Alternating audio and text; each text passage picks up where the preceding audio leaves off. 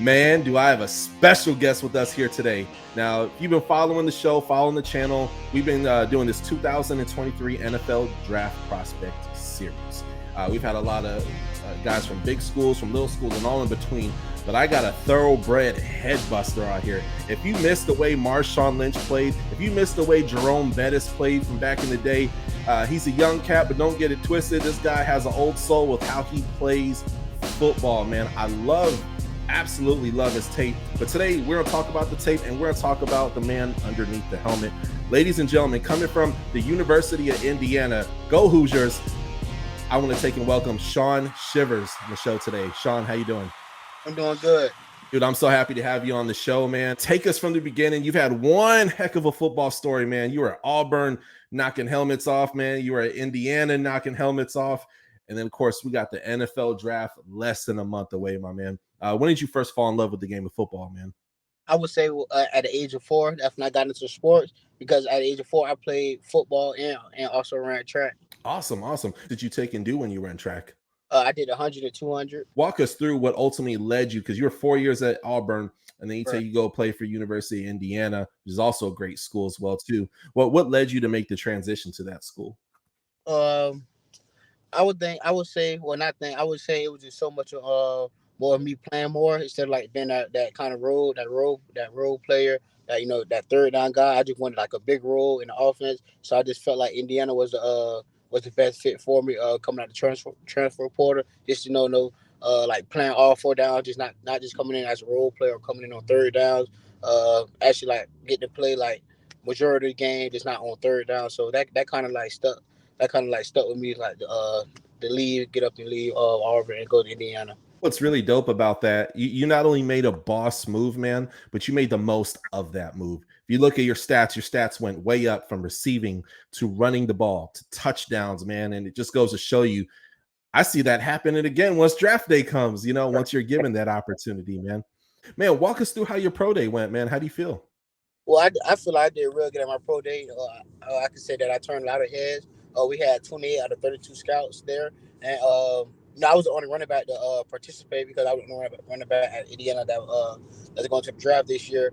I feel like that I put on a good performance. Like really, all the scouts was really loving up on me, because I was the last one to finish too, because I was the last one to go, so I was the last one to finish, and all the scouts that kept coming up to me saying I did a hell of a job, I did great today, I did good. Just keep working hard, and just went from there. You have a ground and pound run style. Your cuts are crazy. I mean, I will see you running. And I watched a lot of your tape, man. And then you'll just stop, and then at a 90-degree angle at full speed, man. And it's your agility, your leverage. I mean, you punish defensive players, man. What's the feedback whenever you deliver a blow to some of these defensive players? I would say that like every time, man, someone making collision, they always say, "Damn, man, I didn't know you was that strong." Like they'll be like, "You strong as hell," and you hard to bring down. Then I hear every time I come in the game, or if I start the game out there, be like, "Oh, they go bowling ball. You gotta wrap up. They go bowling ball." Yeah, so. That's dope, man. That's so cool. Yeah, if you were coming after me, man, I probably would just aim for your ankles, in which you probably hurtle over me, which I see you do with other people. Like your force of nature. What inspires your what inspires your running style?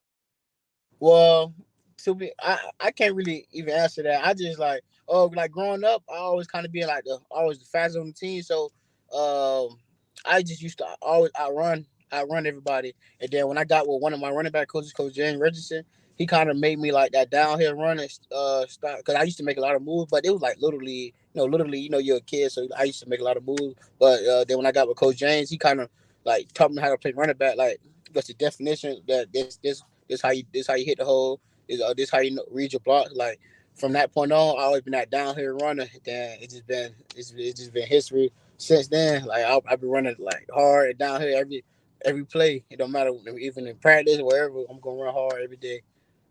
That's dope, man. Do you ever feel that, as I know you say you were at Auburn, and you really wanted a bigger role, and no disrespect to Auburn, man, I got mad love for that school, but it's like, man, with the way you play, it's like, man, give him more touches. It's crazy. Do you ever feel like you got a chip on your shoulder, perhaps? Oh yeah, always. That's how I play the game. I always have a chip on my shoulder because I'm smaller than everybody else, but I know I'm fast. I'm faster than everybody, and I know I'm stronger than everybody. And I know that I go 110% every play, so they gonna have to bring it. And when I watch your tape, man, it's really very hard to see. I personally didn't even find any. I'll be honest with you. I didn't see any flaws in your game. Do you feel like there's any parts of your game you're trying to enhance or maybe perhaps improve on going into the NFL? Well, I would just say this make it so much making the guy miss like really like actually really doing it for real. Like I mean I could break tackles here and there, but I'm saying like if I come out of backfield and there's man in safety instead of running him over and like just want to run somebody over because that's my thing to do. Like actually make a move, get around him and score. But that's what I've been working on all draft prep. That's cool, man. That's really cool. I love staying on this topic, man, of your running style, man. But I saw, and correct me if I'm wrong, I think it was the Iron Bowl 2019, Yeah, Auburn. yeah, And man, that it was a sweep that they did, I believe it was. yeah, yeah. And Mhm. dude, it's like you came alive, man. Like I don't think there's a player that could have tackled you or brought you down, but the guy who came after you, and there's a still image of it, his helmet flew all the way off. What happened after that play, man? Did he say anything to you or? Oh no. He did say the thing to me, but like after the play, all everybody was hyped, but everybody thought the helmet was the football. They thought I fumbled the football at first. They thought the ball was the one that was way up in the air. Then they were like, "Oh, we thought you fumbled, but it was the helmet." Like it was just a good moment, good experience because that's the Iron Bowl. Like that's the biggest rivalry in college football. So Yeah. that was a big play. Yeah, absolutely, man. And you've delivered a lot of hits, but obviously, we saw the Devon Witherspoon hit on you, man, and you were a soldier, bro. I would have quit football after that, man. That was a big hit, man. What's you inspired after that play? Oh, really none. I mean, to me, like you got to be able to take a hit to give a hit. So I mean, I could take a hit and I could also get a hit, but he got one good hit on me. But on that next level, we're gonna have to see because this time we'll be paying attention. You know, anybody can hit somebody like that. I mean, it was a good play though. It was a real good play. He made a great play on the football. Just he a good player, a good defensive player. He came through, but there's no. It's I'm always doubling back.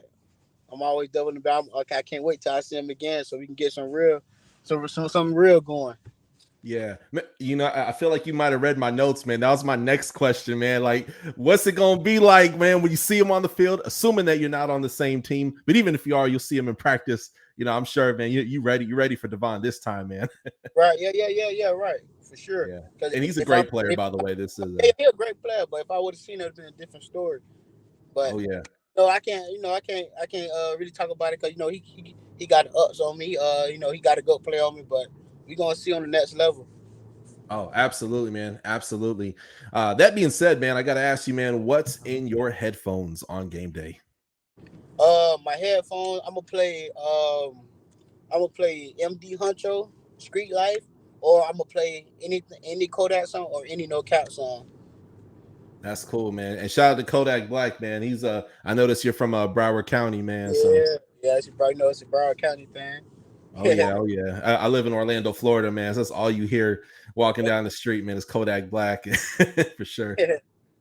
That's dope, man. How's your training been going, man?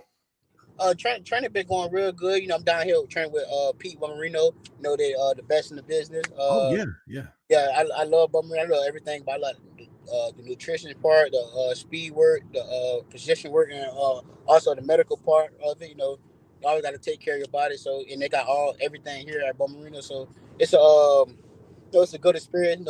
Just to get that full experience. Working out for the drive. Seeing other pros come down from teams. Working out and stuff.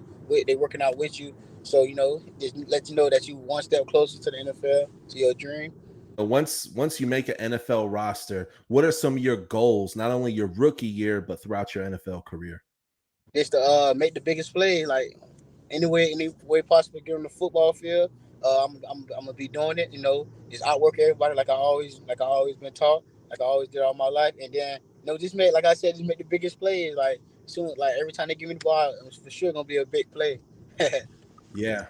I feel that, man. I feel that. You know, NFL teams and NFL scouts, they do a buttload of research, you know, and whether it's talking to neighbors, talking to coaches, talking to high school teachers, college professors, and so forth. They do a lot of research because this person is about to be an investment, you know, into their organization, essentially.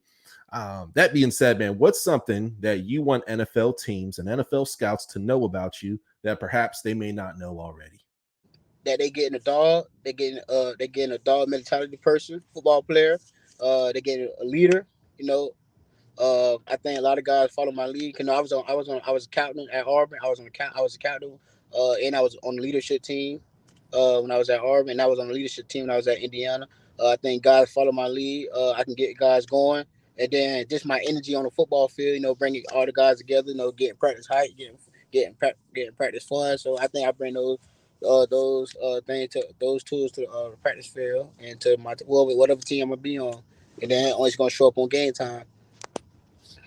Man, I love it. That's an excellent answer, man. I love it, man. And it's exciting, man, because I feel like you're an NFL player already in college. Like the way you play, and you got hands too, my man. Like you can catch, you're fast. For you to play in not only one but two different systems, that's one of the benefits of playing for two different college teams. Shows a lot as well too, man. So any NFL team that gets you, man, like you're about to light it up, man. And I'm so excited to watch you on the next level, man. Before we go, any shout outs? Just shout out to all my boys back home. You know, my whole crew. Shout out to all my boys back out there. Shout out to my sister. Shout out to my mom. You know, shout out to everybody, man. Everybody get some love. That's cool, man. There you have it. Well, ladies and gentlemen, there you have it. Shaun Shivers. Go down below in the description of this video. Comment. Let us know how this interview took and made you feel. Also, as well, follow him on social media. I'm going to have all social media stuff down below in the description. As always, go hit that subscribe as well, too, for more great interviews. And we'll catch y'all next time on the Touchdown with Doug Smith. Turn 100 for the touchdown, king crown, gain inside, leading your town, hit you faster than the sound, bad boy, throw it down, yeah, I'm ill, not my will, don't Copperfield, fill the house, listen to the roaring crowd, drop a light, calm it down, Heisman, all the haters mouth, superhero hit them wow, packing more action than bing, boom, bam, pow, touchdown for the win, we live, subscribe right now. Thanks for watching another episode of the Touchdown with Doug Smith, where I cover all 32 NFL teams, plus NFL exclusive interviews. Hit that subscribe button, hit the bell for the alerts, comment below, and we'll catch you next time on the Touchdown with Doug Smith.